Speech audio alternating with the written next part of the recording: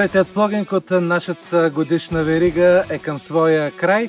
Посетихме едно сакрално място, ранохристиянският манастир в местността Джанавара над квартала Спарухово във Варна.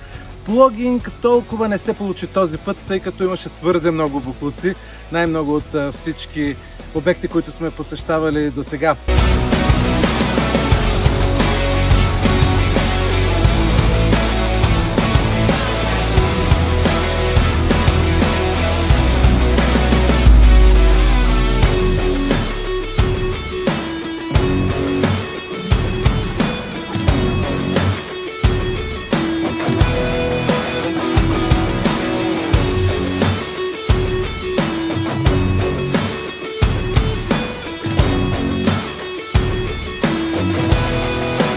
Следете нашите обновления, за да разберете кои са следващите интересни, красиви места около Варна, които ще направим по-чисти с Куп Корпорация.